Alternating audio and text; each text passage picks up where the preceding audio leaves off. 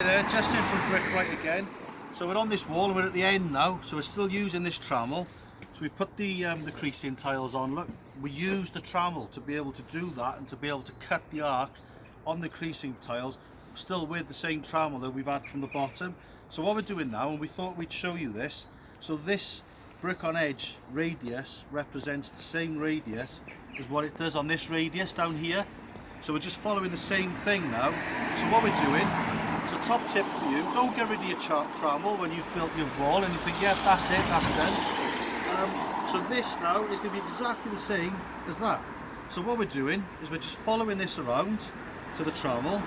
And what we have found, I'm going to be truthful, is the top, the very, very top of that 16mm rebar there. I don't know whether it's the heat or what's happened, but it's slightly twisted, Brad, isn't it? Yeah, it is. So maybe next time we get a thicker rebar or a scaffold bar or something a little bit thicker than that 16mm. So to compensate for that, it's about 3 or 4mm out. So I've just tucked these bricks over just a little bit more, 3 or 4mm on top of the end of the point of that trammel there, right? So what you've got to do is you just bring your trammel around, add 3 or 4mm onto there so you know to get it plumb because of the discrepancy at the top of the trammel. Bring that around so you can see that I'm bringing all around as it is. But top tip for this, you need to come closer for this, Brad. When you come to this bit here, when you come to the back edge of your brick on edge, that line there of the trammels, this line here needs to line up with the top of the iris of the brick here. So every single one of those needs to be in line. So that dictates whether your brick is tipping.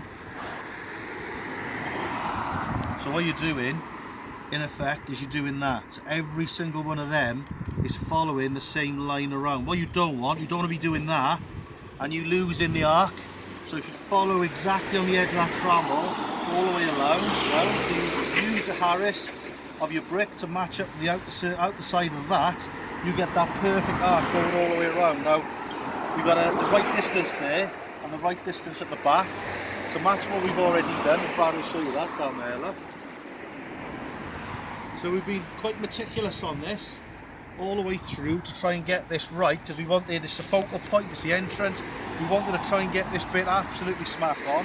So hopefully now we take that round there and job done. I'm not going to flaunch the sides up like you would normally do, because I just think it looks better like this. But what I am doing, again, where's it gone? It's down there on the floor, just. Brad's moved it on the floor. So the slurry that you've seen in that bucket down there, that he's kindly put down there for me, I'm going ahead and I'm painting. So we've slurried the first course of creasing tiles to the brickwork, then we slurried the second course of the creasing tiles to the first course. Now we're slurrying the brick on edge to the last course of creasing tiles. So you've got slurry upon slurry upon slurry.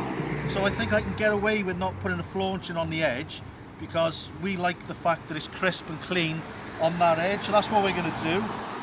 We're not going to rake the top. So if you look now, we've put a half round joint on top because nobody's going to see it. Nobody can see over the top of that. And then we're going to rake this to match the rest of the wall. So theory behind putting a bucket handle on there is any water going to hit there now. It's not a rake joint, it's not going to hold in the joint.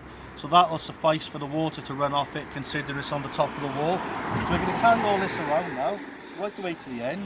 So I thought I'd show you the end of the benefits of the trammel, and then hopefully it'll help you on your project. So top tip on that. So take care, comments below if you can help us, and keep smiling, stay safe, see you on the next one. Cheers.